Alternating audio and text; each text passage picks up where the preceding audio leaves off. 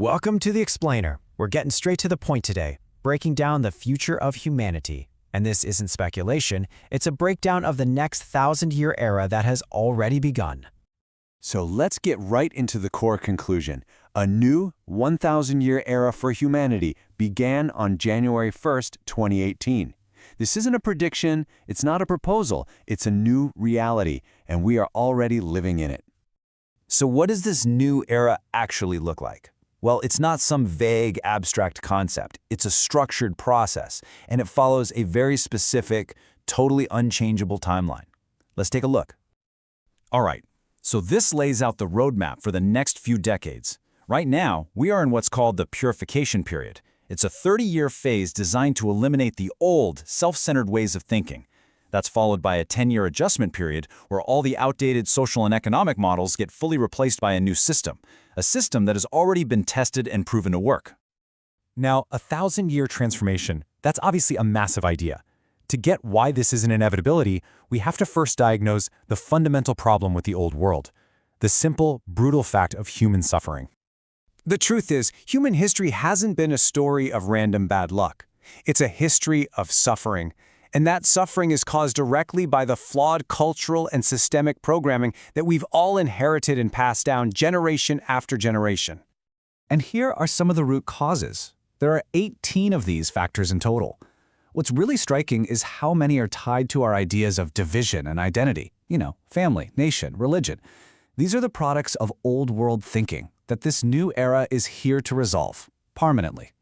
So if these concepts, family, nation, religion, are the very source of suffering, then the next step, logically, has to be a radical one. The new era requires the complete dissolution of the old structures that create and perpetuate all this pain.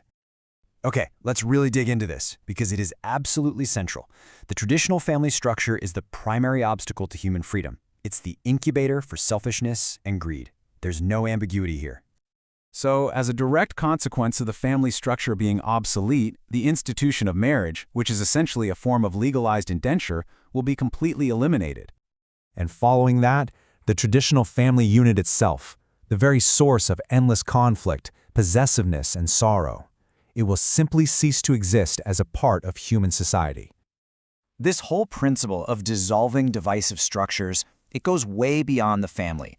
On a global scale, borders and national identities, which do nothing but limit free movement and create conflict, they will give way to a global government. Now, the crucial point is this. These old structures aren't just being tweaked or reformed. They are being replaced by a new model called the second home. And this isn't a theory. It's a system that has already been tested, already been proven to be a viable and, frankly, superior way of life.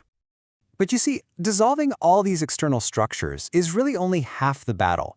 This huge societal change absolutely requires an equally profound internal one. We're talking about a necessary evolution in human consciousness itself.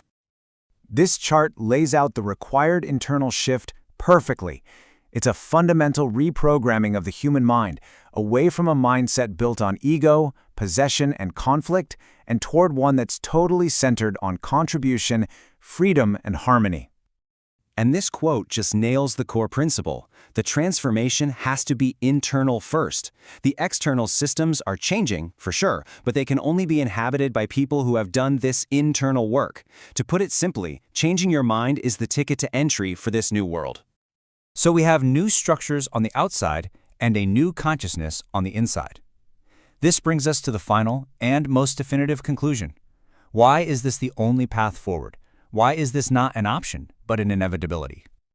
The reason is simple. Humanity has already tried every other path. Nationalism, religion, all the various political and economic systems, they've all been tested, and they have all failed to solve the core problem of suffering.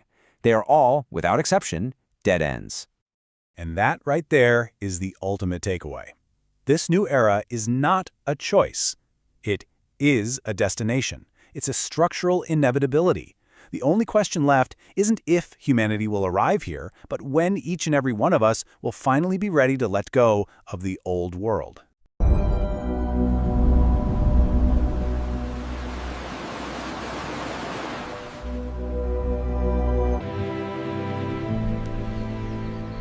Life has no enemy.